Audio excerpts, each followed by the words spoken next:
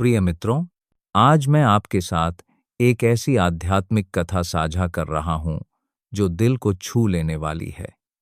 यह कथा भगवान विष्णु की उस दिव्य शिक्षा पर आधारित है जहां वे माता लक्ष्मी को समझाते हैं कि माता पिता के पुण्य और पाप कर्मों का गहरा प्रभाव उनकी संतानों पर पड़ता है। इस कथा को सुनकर आपका हृदय भावुक हो उठेगा, क्योंकि इसमें गरीबी की पीड़ा, परिवार की मजबूती और कर्मों की अनंत शक्ति का ऐसा मिश्रण है जो आंखें नम कर देता है।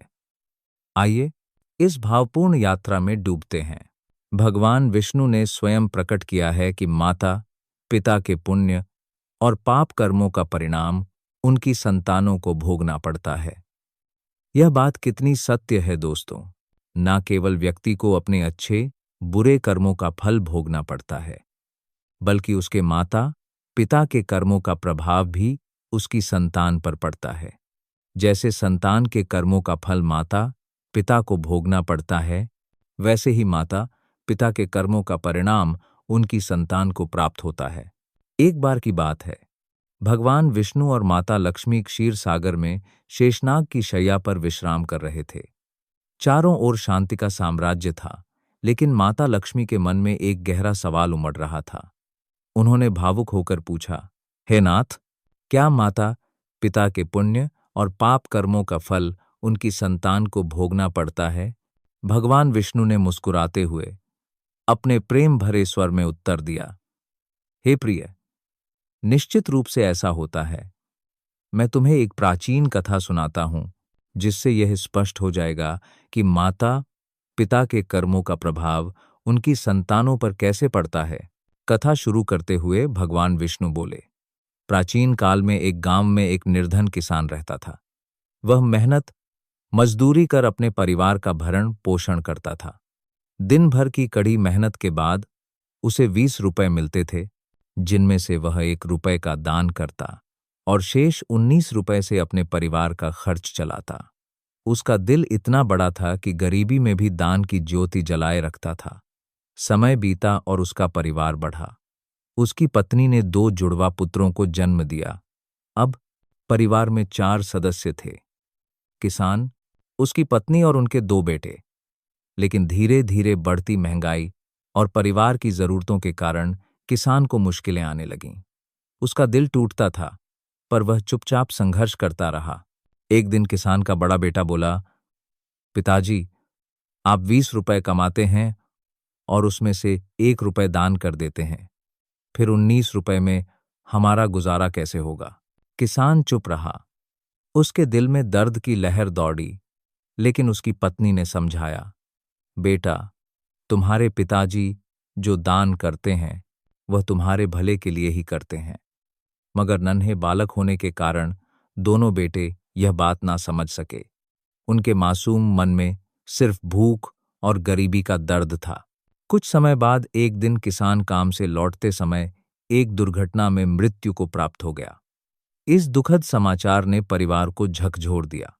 घर में मातम छा गया। आंखों से आंसू थमने का नाम नहीं ले रहे थे। दोनों बेटों ने अपनी मां से पूछा, मां, पिताजी कहाँ चले गए? मां ने रोते हुए अपने दिल के टुकड़े को संभालते हुए कहा, बेटा, तुम्हारे पिताजी अब भगवान शिव के पास चले गए हैं। जब वह थे तब 20 रुपए कमाते थे, 1 रुपए दान करते और 19 रुपए से हमारा पालन पोषण होता था। अब हमारा गुजारा कैसे होगा? मां ने आगे कहा, बेटों, गरीब का कोई सहारा नहीं होता सिवाय भगवान के। बेटों ने मां से कहा, मां, चिंता ना करो, हम दोनों भाई कैलाश पर्वत पर भगवान शिव के पास जाएंगे और पिताजी को वापस लाएंगे। भगवान शिव दयालु हैं, वे हमारी पुकार सुनकर पिताजी को अवश्य लौटाएंगे। मां ने उनकी बात को गंभीरता से नहीं लिया, लेकिन उसके दिल में बच्चों की मासूमियत देखकर एक मीठा दर्द उमड़ा। एक दिन जब मां गांव में किसी काम से गई, दोनों भाई घर छोड़कर कैलाश पर्वत की ओर चल पड़े। रास्ते में थकान के कारण दोनों भाई एक विशाल बरगद के पेड़ की छांव में रुके। तभी पेड़ ने मानव स्वर में कहा, बेटों, तुम कौन हो और कहाँ जा रहे हो? मेरी छांव में तुम जैसे कोमल बालक पहले कभी नहीं आए। बच्चों ने बताया, हम किसान के पुत्र हैं, और अपने पिताजी को लाने कैलाश पर्वत जा रहे हैं। पेड़ ने दर्द भरे स्वर में कहा, मैं वर्षों से यहां खड़ा हूं, ना मेरा पत्ता गिरता है, ना डालियां सूखती हैं। मैंने पूर्व जन्म में ऐसा कौन सा पाप किया कि मुझे मुक्ति नहीं मिल रही? कृपया भगवान शिव से मेरा यह प्रश्न पूछना। बच्चों ने वचन दिया। उनके दिल में उस पेड़ की पीड़ा समा गई। आगे बढ़ते हुए उन्हें एक भयावह सर्प मिला। बच्चे डर गए, लेकिन सर्प ने कहा, डरो मत, बताओ तुम कौन हो और कहाँ जा रहे हो? बच्चों ने अपनी कहानी सुनाई। सर्प बोला, मैं वर्षों से यहां हूं, मुझ में चलने की शक्ति नहीं। मैंने पूर्व जन्म में ऐसा कौन सा पाप किया कि मुझे मुक्ति नहीं मिल रही? मेरा यह प्रश्न भगवान शिव से पूछना। बच्चों ने सहमति दी।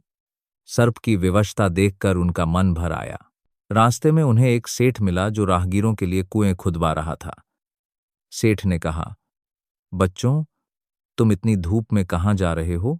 बच्चों ने अपनी मंजिल बताई। सेठ बोला, मैं वर्षों से कुआं खुदवा रहा हूं, पर इसमें पानी नहीं निकलता।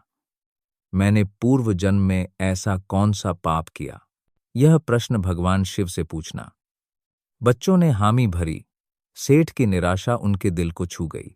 आगे बढ़ते हुए वे एक नदी के किनारे पहुंचे। वहां एक मछली उनके पास आई और बोली, बच्चों, तुम बिना नाव के कहाँ जा रहे हो? बच्चों ने बताया कि उनके पास नाव के लिए पैसे नहीं हैं और वे पिताजी को लाने जा रहे हैं। मछली ने कहा, मैं वर्षों से इस नदी में भटक रही हूं। मैंने पूर्व जन्म में ऐसा कौन सा पाप किया कि मुझे मुक्ति नहीं मिल रही? मेरा प्रश्न भगवान शिव से पूछना। बच्चों ने वचन दिया। मछली की भटकन की कहानी सुनकर उनकी आंखें नम हो गईं। नदी पार करते ही उन्हें एक मृत व्यक्ति दिखा। जैसे ही वे पास से गुजरे, वह चिल्लाया, बच्चों, तुम कौन हो? बच्चों ने अपनी कहानी सुनाई। मृतक बोला, मेरा शरीर वर्षों से यहीं पड़ा है, ना गलता है, ना सड़ता है। मैंने पूर्व जन्म में ऐसा कौन सा पाप किया कि मुझे मुक्ति नहीं मिल रही? मेरा प्रश्न भगवान शिव से पूछना। बच्चों ने सहमति दी। उसकी दर्दनाक हालत देखकर उनका हृदय द्रवित हो उठा। आखिरकार दोनों भाई कैलाश पर्वत पर भगवान शिव के समक्ष पहुंचे। उन्होंने प्रणाम कर कहा, हे भोलेनाथ, हमारे पिताजी कहाँ हैं? वे 20 रुपए कमाते थे, 1 रुपए दान करते थे और 19 रुपए से हमारा पालन पोषण करते थे। अब हम भूखे मर रहे हैं, कृपया उन्हें लौटा दें। बच्चों ने रास्ते में मिले सभी प्राणियों के प्रश्न दोहराए। भगवान शिव ने सभी प्रश्नों के उत्तर दिए और कहा, लौटते समय इन सभी को उनके उत्तर बताते जाना। तुम्हारी मां तुम्हारा इंतजार कर रही है। तुम्हारे पिताजी घर पहुंच जाएंगे। लौटते समय बच्चों ने सबसे पहले मृत व्यक्ति को उत्तर दिया। भगवान शिव ने कहा, तुम पूर्व जन्म में विद्वान थे, पर अपने ज्ञान को किसी के साथ बांटा नहीं। जब तक तुम अपना ज्ञान नहीं बांटोगे, तुम्हें शांति नहीं मिलेगी। मृतक ने बच्चों को अपना सारा ज्ञान दे दिया और उसे मोक्ष प्राप्त हुआ। उस पल बच्चों का दिल खुशी से भर गया। नदी पर मछली को बताया, तुम्हारे अंदर अमृत है। जब तक तुम इसे किसी को नहीं दोगी, तुम भटकती रहोगी। मछली ने बच्चों को अमृत दे दिया और उसे मोक्ष मिला। सेठ को बताया, तुम्हारे घर में 2 कुंवारी कन्याएं हैं। जब तक तुम उनका विवाह और कन्यादान नहीं करोगे, कुएं में पानी नहीं निकलेगा। सेठ ने अपनी दोनों बेटियों का विवाह उन बच्चों से कर दिया और उन्हें धन देकर विदा किया। उस क्षण बच्चों के जीवन में खुशियों की बरसात हो गई। सर्प को बताया, तुम्हारे पास नागमणि है जिसे तुमने कभी दान नहीं किया। जब तक तुम इसे दान नहीं करोगे, तुम्हें मुक्ति नहीं मिलेगी। सर्प ने नागमणि बच्चों को दे दी और उसे मोक्ष प्राप्त हुआ। बरगद के पेड़ को बताया, पूर्व जन्म में तुम गुरु थे, पर बच्चों को शिक्षा देने के बजाय उनसे काम करवाते थे। उनके श्राप के कारण तुम बंधे हो, अपना ज्ञान बांटो तो मुक्ति मिलेगी। पेड़ ने बच्चों को अपना ज्ञान दिया और उसे भी मोक्ष प्राप्त हुआ। अंत में दोनों भाई अपनी पत्नियों के साथ घर लौटे। उनकी मां ने उन्हें देखकर खुशी से पूछा, बेटों, तुम कहाँ थे? यह लड़कियां कौन हैं? बच्चों ने सारी घटनाएं सुनाई। भगवान विष्णु ने माता लक्ष्मी से कहा, हे देवी, अब बच्चों को समझ आ गया था कि उनके पिताजी लौट नहीं सकते क्योंकि उनकी मुक्ति हो चुकी है। उनके पिता के दान पुण्य का फल इन बच्चों को मिला। इस प्रकार भगवान विष्णु ने माता लक्ष्मी को समझाया कि माता पिता के पुण्य और पाप कर्मों का फल उनकी संतानों को कैसे प्राप्त होता है और पूर्व जन्म के कर्मों का प्रभाव व्यक्ति पर कैसे पड़ता है। मित्रों, आशा है यह कथा आपको पसंद आई होगी। इसने मुझे तो भावुक कर दिया। गरीबी की मार, बच्चों की मासूमियत और अंत में मिली खुशी की वो लहर। यदि हाँ, तो इसे साझा करें और अपनी राय अवश्य व्यक्त करें। आध्यात्मिक कथाओं के लिए हमारे हिंदी स्टोरी चैनल पर बने रहें। जय श्री कृष्णा। हर हर महादेव।